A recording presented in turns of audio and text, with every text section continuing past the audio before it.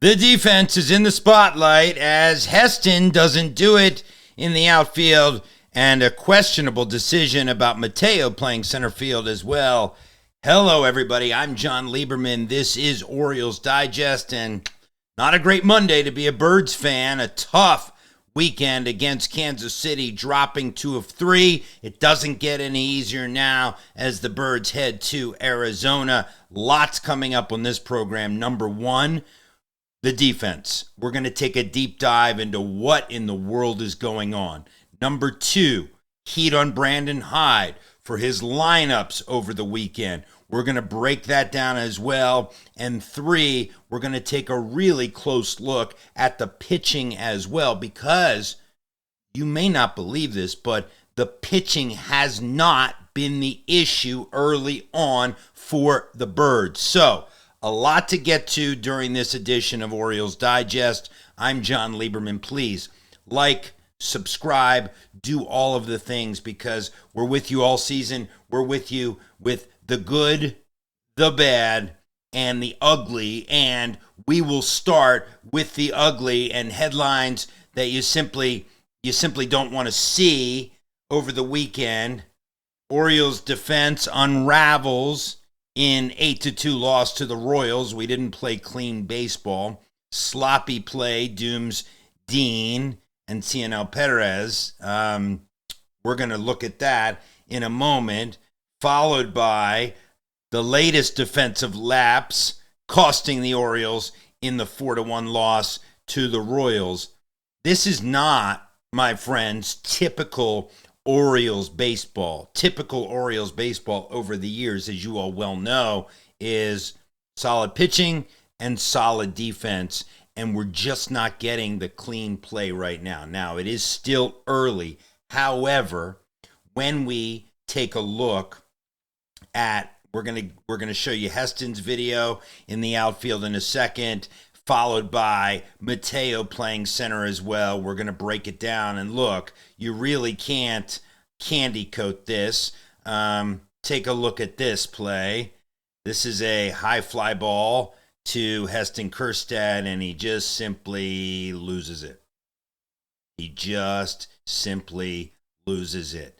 It's hard to watch. This ball had a 99% catch probability.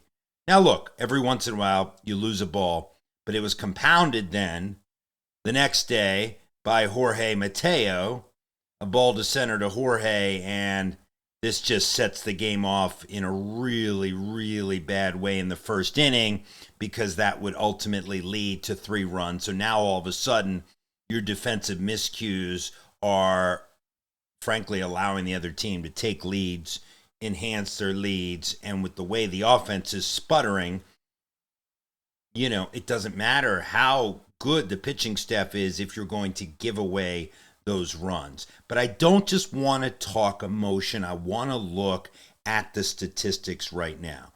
And the first stat that I really want to call up are the StatCast fielding stats, because when you look at the hard numbers, it reinforces what we've been saying, which is that the defense needs to get better. Look at the outs above, the outs above the OAA, okay? And the outs above average. Jackson is in the negative, Heston's in the negative, Tyler O'Neill's in the negative, and Jorge is in the negative. And you have Ramon Urias, Mountcastle, and Westberg in the positive. But, you really don't want to see these numbers in blue, because, this is just giving away runs. And, you got to play clean baseball, especially in the American League East, if you want to compete. And actually, this reinforces my argument that the pitching really isn't the issue. And now this is a very, very long graphic, thanks to our friends at StatCast. But what I want to point out is in blue are the areas that we are at or near the bottom of the majors. But as you can see, everything in the pink, the orange, we're at or near above. And what StatCast pitching is telling us at the moment is nothing that we don't know, except that Charlie Morton is giving up a lot of hard hit balls with balls that are, the exit velocities are crazy high. We know that, and that's really the Orioles' Achilles heel at this point is the hard hit percentage and the exit velocity. So those are the two areas where the pitching has faltered. But on the good side, you can see, the numbers for the bullpen have been generally outstanding, whether you're talking about Matt Bowman there, talking about Sir Anthony, you're talking about Brian Baker. These are all guys with solid numbers. Greg Soto has solid numbers. If you look at it, Keegan Aiken. So, this is a team where the bullpen has been very good. Your starters, in my opinion, actually have been good enough. Yeah. Tell me what you think in the comments. I know you're going to come at me with that, but I believe the starters have been good enough, especially now that we're seeing Sagano with his great performance. You have Eflin and Sagano who look really good. Morton gives up a lot of hits, that, but he's been striking out a lot of guys. You have Dean Kramer who is waffling there, and Cade Povich did not have a bad start yesterday. It got off to a bad start with the 3 runs in the first because Jorge Mateo's defensive miscue, but then he hung in there and pitched 6 innings. So, you got to score more than 1 run to win these ball games. So I propose to you that right now it's the defense and the hitting and not the pitching that are the problems. Now, what you may say is, John, this is a problem. This headline this morning, Orioles manager enrages fans with controversial lineup decisions in ugly loss. The Orioles fans are roasting Brandon Hyde in his puzzling lineup decisions. We broke them down. And you decide. You decide what you think. Here's what happened. Holliday and Heston were benched.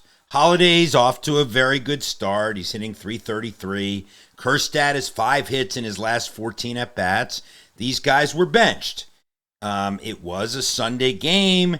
We are headed to Arizona for West Coast late starts. But what fans are most outraged about, it appears, that the cold hands were actually played. That Gary Sanchez and Jorge Mateo were played. I don't believe Mateo has a hit this year. I think Sanchez only has 1. So Brandon Hyde, his moves being backfired. Now, if Sanchez and Mateo would have each hit homers, we wouldn't be having this conversation. But unfortunately, they went 0 for 5 with 3 strikeouts, and the O's offense sputtered. It's not just their fault. I don't want to watch another fielding miscue. It's not just their fault, though. There's a lot that is playing in right now, and the reality is that when the offense sputters and the defense sputters, you're just not going to win ball games. And it doesn't get any easier. The Orioles now headed to Arizona for a set. And let's see what happens. Please give me all your comments. I want to hear them. I'll follow up on them. I'm Jon Leiberman. This is Orioles Digest.